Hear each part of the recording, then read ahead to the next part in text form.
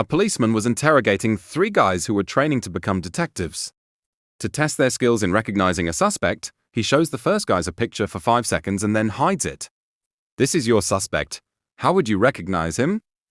The first guy answers, "That's easy.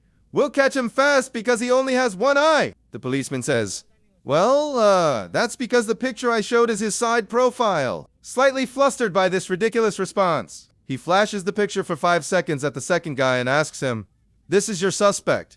How would you recognize him?" The second guy smiles, flips his hair and says, "Ha, he'd be too easy to catch because he only has one ear." The policeman angrily responds, "What's the matter with you two? Of course only one eye and one ear are showing because it's a picture of his side profile. Is that the best answer you can come up with?" Extremely frustrated at this point, he shows the picture to the third guy and in a very testy voice asks, "This is your suspect. How would you recognize him?" He quickly adds, "Think hard before giving me a stupid answer." The third guy looks at the picture intently for a moment and says, "The suspect wears contact lenses." The policeman is surprised and speechless because he really doesn't know himself if the suspect wears contacts or not. "Well, that's an interesting answer. Wait here for a few minutes while I check his file and I'll get back to you on that." He leaves the room and goes to his office, checks the suspect's file on his computer, and comes back with a beaming smile on his face. "Wow! I can't believe it! It's true! The suspect does, in fact, wear contact lenses. Good work! How were you able to make such an astute observation?" "That's easy," the third guy replied. "He can't wear regular glasses because he only has one eye and one ear."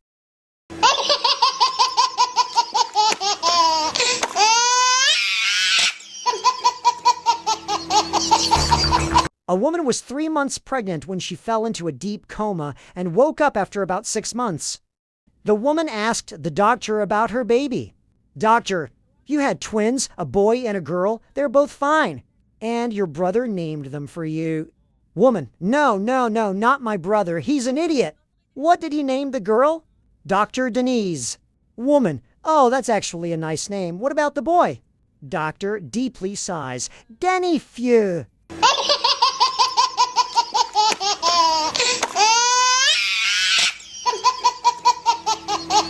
A woman is walking through the park when she sees a very attractive man sitting on a park bench. He's reading a book and eating some fruit out of a Tupperware container.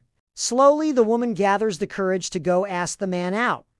So she walks over and takes a seat next to him on the bench, turns to him and says, "Sorry to bother you.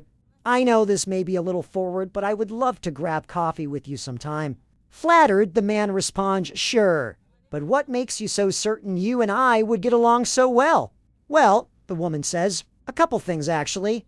I noticed you were wearing an Iron Maiden t-shirt. Iron Maiden are my favorite band of all time. When they went on their reunion tour in 1999, my parents took me to see them in Cleveland. I was 12 years old and it was the first concert I ever went to. I absolutely love Iron Maiden." The man can't believe it. "I saw them play Cleveland in '99. First concert I ever went to on my own. My best friend Jimmy and I told our parents we were sleeping at each other's houses, snuck out, took a bus into the city, and saw them play at the Plain Dealer Pavilion. Naturally, they're both shocked." "If that isn't weird enough," says the woman, "I noticed you're reading Mark Twain. I was a communications major in university, and I actually wrote my thesis on Mark Twain and how he used satire as a lens to comment on current events of the time, comparing him to satirical news sources of today. He's my favorite author." Now the man is really taken aback. "Get out of here. I was an English major in university. I specialized in 19th century American literature, and this is like my 4th or 5th time reading Tom Sawyer. I absolutely love Mark Twain." They both can't believe it. This has got to be a match made in heaven.